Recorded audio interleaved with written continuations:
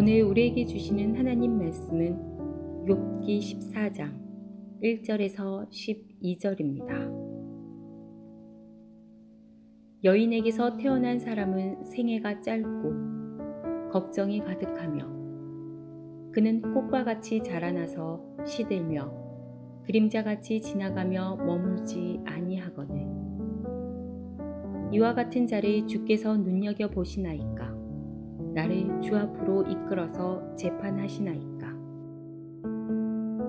누가 깨끗한 것을 더러운 것 가운데에서 낼 수 있으리이까? 하나도 없나이다.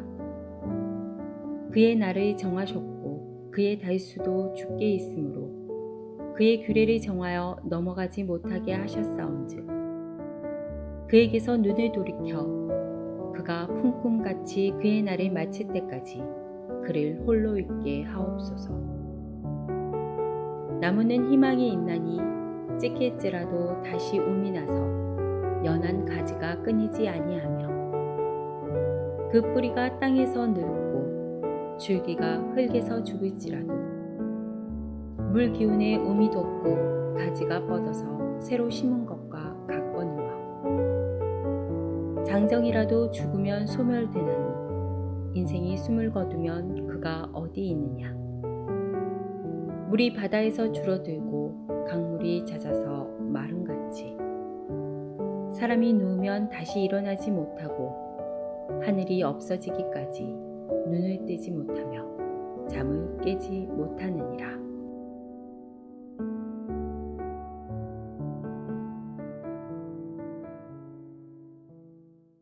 14장부터는 욥이 자신의 개인적인 탄식을 넘어서서 보편적인 인간의 고통에 대해 이야기합니다. 13장 20절부터 오늘 본문까지 계속 욥이 하나님께 기도하는 내용인데 욥기서가 시가서라는 특징을 가지고 있기 때문에 어떤 절은 기도라기보다 시에 가깝게 다가옵니다. 오늘 본문의 첫 절인 14장 1절을 보겠습니다. 여인에게서 태어난 사람은 생애가 짧고 걱정이 가득하며 욥은 자신에게 찾아온 고통을 입에 물고 하나님 앞에 탄식하며 여기까지 왔습니다. 처음에는 이해가 안 되는 고통을 두고 하나님께 왜라는 질문을 반복했습니다. 그러다가 시간이 흐르면서 욥은 인간이란 무엇인가라는 인간의 실존에 대한 깊은 고찰로 들어갑니다. 이것을 학문적인 말로 실존 철학이라고 부릅니다. 실존이란 인간의 본래적 자기를 뜻합니다. 실존 철학이라는 학문의 목표는 인간의 현 존재로부터 본래적 자기 존재를 깨닫는 데 있습니다. 이것을 욥에 대비한다면 고통을 당하는 현재의 상황 속에서 인간의 본래의 존재를 찾아가고 있는 것입니다. 욥이 깨달은 인간이란 생애가 짧다는 것이었습니다. 인간은 유한한 존재이다 라고 말합니다. 그런데 그 짧은 인생이 최소한 아름다운 것들로만 가득 차도 부족한 시간에 고뇌와 번민으로 가득 차 있다라고 했습니다. 1절을 다시 봅니다. 여인에게서 태어난 사람은 생애가 짧고 걱정이 가득하며 인생은 짧음에도 걱정으로 가득 채워져 있고 꽃이 떨어지듯이 그림자가 머물지 않고 지나가듯이 잠시 후에는 사라지는 존재다라고 했습니다. 2절입니다. 그는 꽃과 같이 자라나며 시들며 그림자같이 지나가며 머물지 아니하거늘 인간이 한계가 있는 존재라는 것을 깨닫는다는 것은 감사한 일입니다. 죄의 본질이란 인간이 한계를 가진 유한적인 존재라는 것을 잊는 것에서 시작하기 때문입니다. 한계를 뛰어넘으려는 욕망으로 바벨탑 사건이 일어났습니다. 사도 바울은 나는 예수 그리스도 안에 갇힌 자라고 고백하면서 내가 기뻐하고 기뻐하리라 라고 말합니다. 이 뜻은 내가 한계를 기뻐한다는 뜻입니다. 한계 밖에서 자유하는 것을 우리는 자유라고 하지 않고 방종이라고 부릅니다. 우리에게는 모두 다 한계를 가지고 있습니다. 가장 다가오는 것이 육체의 한계이죠. 나이가 들수록 몸이 약해지고 기억력도 감퇴합니다. 저도 한번 밖에 나가려고 하면 점점 시간이 많이 걸리는 것 같습니다. 대문 앞에서 차 열쇠를 두고 나와서 집에 들어가고, 대문 앞까지 왔다가 아차, 핸드폰을 두고 와서 또 집에 들어갔다가, 또 사무실 열쇠를 두고 나왔다고 하면서 집에 들어갔다 나올 때가 많습니다. 점점 더 심해지겠죠. 육체적 건강의 한계가 오고 능력의 한계도 옵니다. 그 한계를 사도 바울과 같이 기뻐하고 기뻐할 수 있는 것은 내가 연약하지만 나의 능력 되시는 예수 그리스도 안에 있다라는 믿음이 있을 때입니다. 나의 한계로 인해서 마음이 위축될 때 나의 능력이 되시는 예수 그리스도를 바라봄으로 기뻐할 수 있다. 이것이 바울의 고백이었습니다.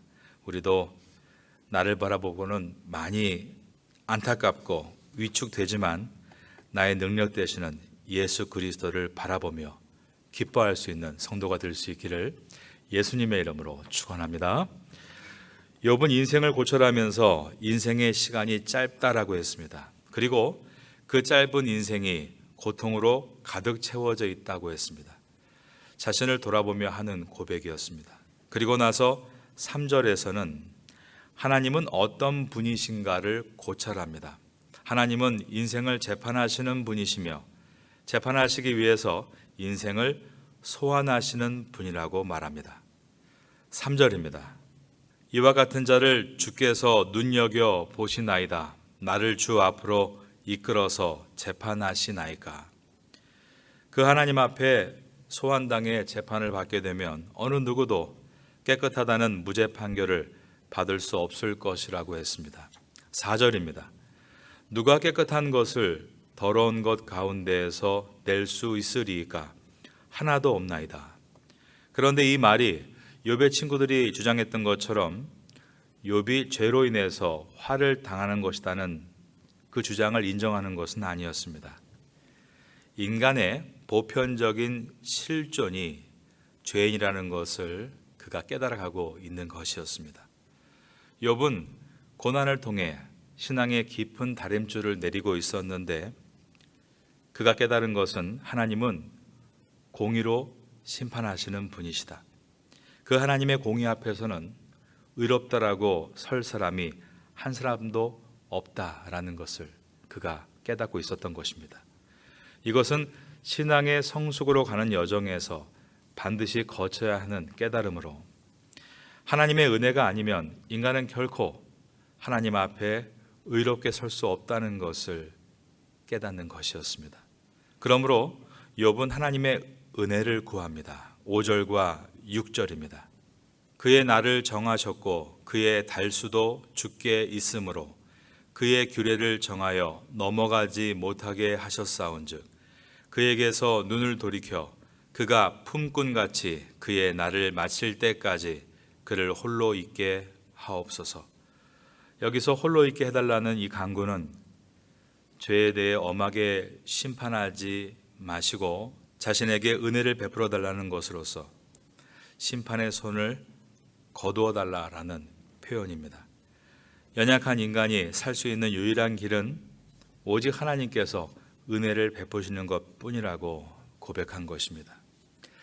7절에서 욥은 인생을 나무와 비교함으로 인생이 얼마나 짧은지 그리고 허무한지를 부각시킵니다.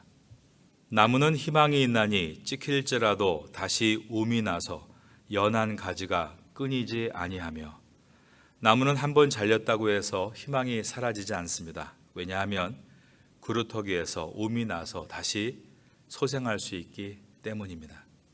8절과 9절입니다.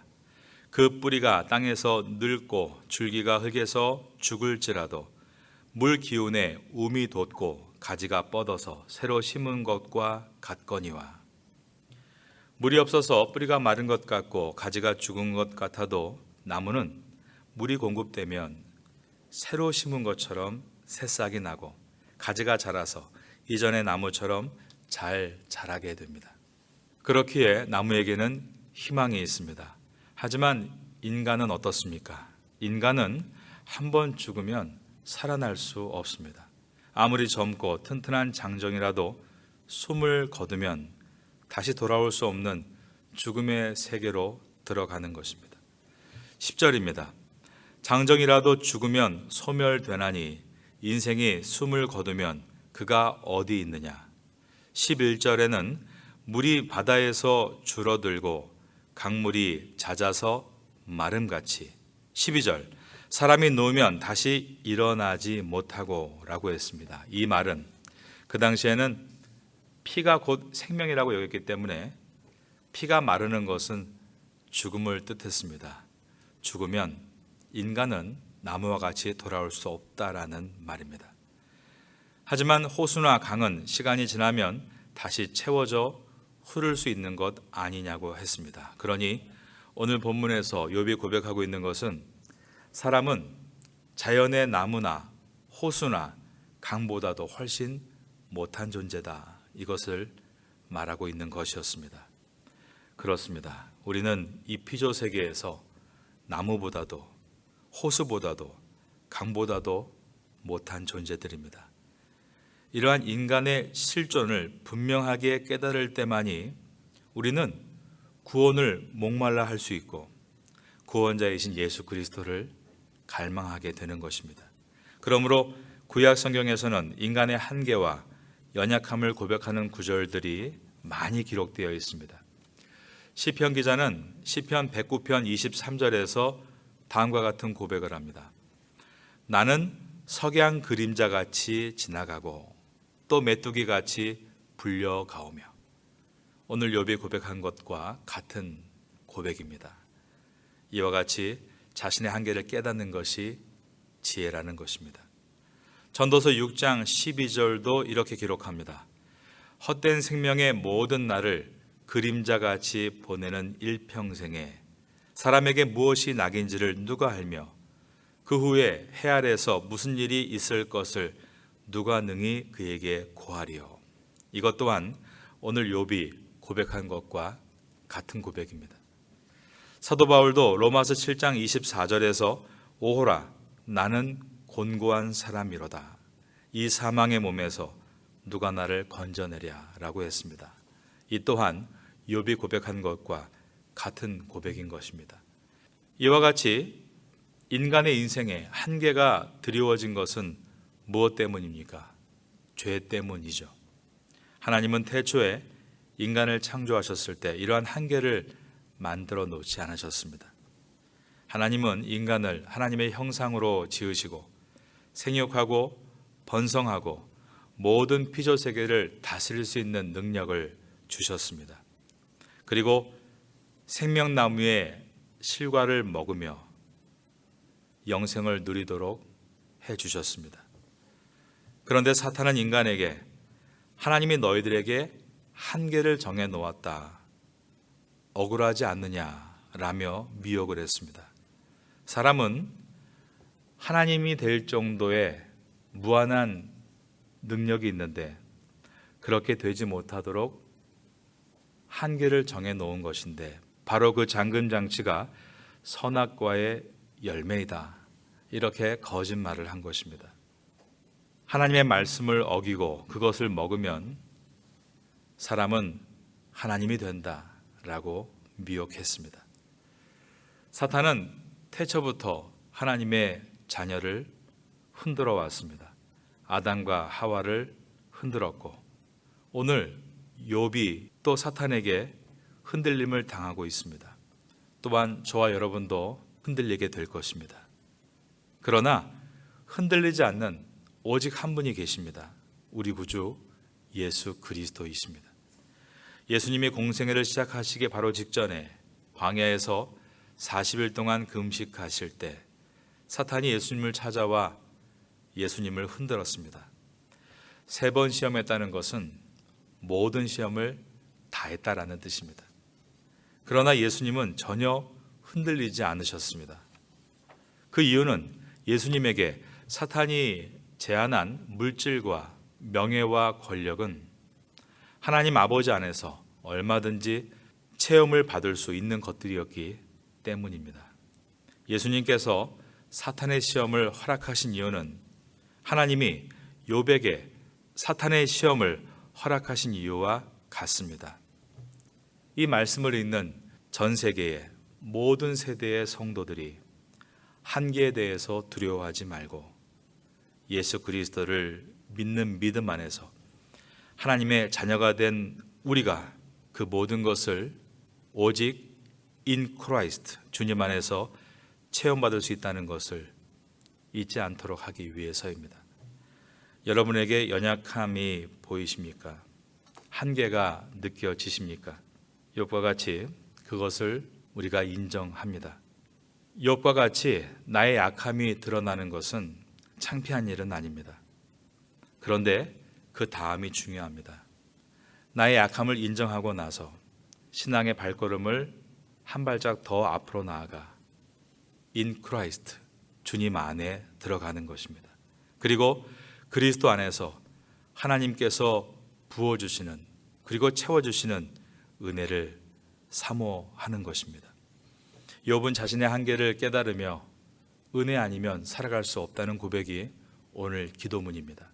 우리도 이 새벽에 기도하면서 나의 한계를 고백하며 나 또한 주님의 은혜가 아니고는 살아갈 수 없음을 고백할 때 오히려 우리의 약함은 강함이 되고 내가 그리스도 안에서 기뻐하고 기뻐하리라 라는 믿음의 선배들의 고백이 우리의 고백이 될 것을 믿습니다. 오늘도 이 아침 가운데 나의 약함을 주께 두고 하나님의 손을 붙들고 세상으로 출발하는 우리가 될 수 있기를 예수님의 이름으로 축원합니다.